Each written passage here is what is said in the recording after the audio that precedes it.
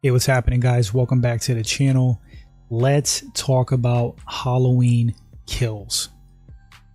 Now, this is going to be a spoiler-free review in the first half of it. I'm going to give you guys fair warning before I get into spoilers. I'm personally a huge Michael Myers fan. As far as the franchise, I acknowledge the very first movie, the sequel after that, the 2018 movie, and then this last one, Halloween Kills. Every other movie besides that, to me, has been money grabs and garbage. So let's get into this quick review. Right out the gate, did I enjoy Halloween Kills? Me, personally, yes, I was entertained. Was the movie perfect? No. Did it have flaws? Yes. Gonna get into that a little bit more in the spoiler section. But as far as like Michael Myers himself, even with the flaws in the film, Michael's scenes were amazing. I have zero complaints as far as like Michael Myers, how he was portrayed. They completely nailed it again. His mannerisms, his stance, everything that we love about Michael Myers, they nailed it as far as his scenes. Did I enjoy Halloween Kills more than I enjoyed Halloween 2018? No, I kind of like the 2018 film a little more. I feel like there was a little bit more like nuance in that film. They left a little bit more to the imagination. It was just like a little bit better done to me. I am excited for Halloween Ends whenever that comes out. That should be, I believe, next year, next October, the 14th. Granted, if there's no delays. It's supposed to be the wrap up to this new trilogy. I don't think necessarily it's going to be the end of the Halloween series. In some capacity is going to go forward. As the title suggests, Halloween Ends. Piece that together. I don't really think this is a spoiler. I'm sure you know Michael Myers is in Halloween Ends, so he doesn't die in Halloween Kills. Kind of a no-brainer there, right? But after Halloween Ends, not quite sure what's going to happen. I know me personally, I wouldn't want to see Michael Myers killed off. That's just me. Now, general thoughts about the movie. The acting. Acting wasn't so great. And that even goes for like Jamie Lee Curtis. I'm going to get into that a little bit more. But the acting was meh. Cinematography, cool. Really cool look. Very similar to the 2018 film. Every scene with Michael Myers just looked epic. That very first scene, you know, the one that's in the trailer where he battles the firefighters. Wow. Visually just looked awesome. The scene was badass. Michael going toe to toe with a bunch of firemen. Axe versus axe. It was like some Mad Max Thunderdome fight. Super cool. Soundtrack on point. John Carpenter once again involved with this film. So you know the score was great, true to the original films and soundtrack. Amazing soundtrack. If I could just grade this movie, I'm going to grade it, get it out the way. Entertainment factor, overall for what it is, another entry in the Halloween series. It's a horror film. I'm going to give Halloween Kills.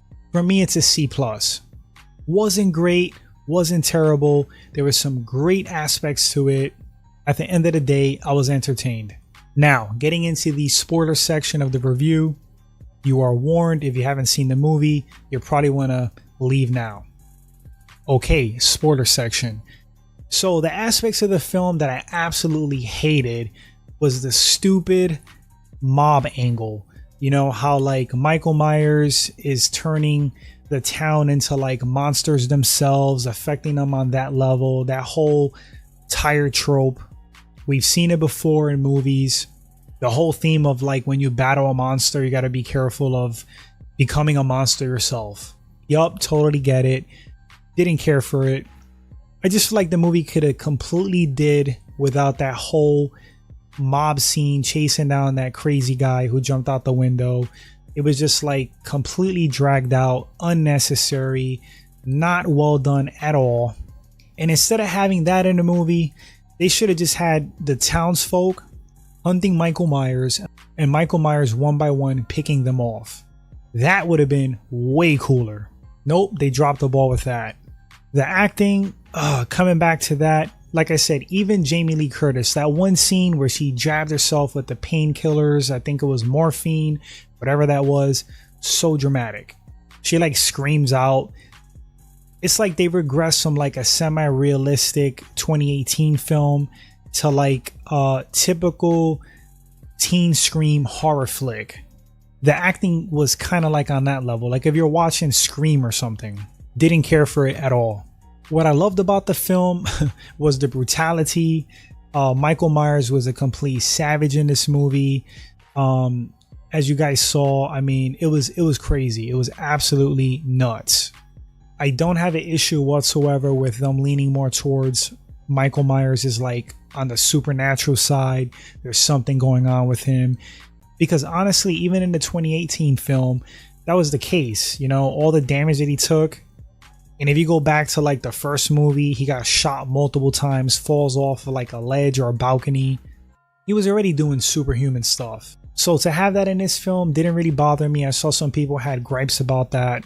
I feel like it was well done. You know, they didn't make him like Jason Voorhees flipping over cars, but they left it like ambiguously enough, kind of like in a mysterious way.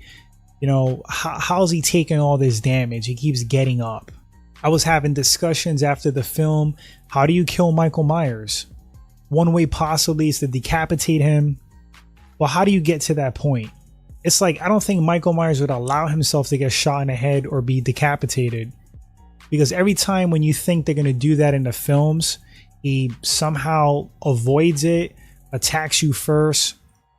Couple of instances in the movie, they were going to like get a headshot on him and he just like cuts this one dude's hand, like when the mob surrounded him. And it was like very last minute. And then when the sheriff was going to shoot him, the old sheriff, same thing, turns around, cuts his neck. I think often with Michael Myers, he plays possum.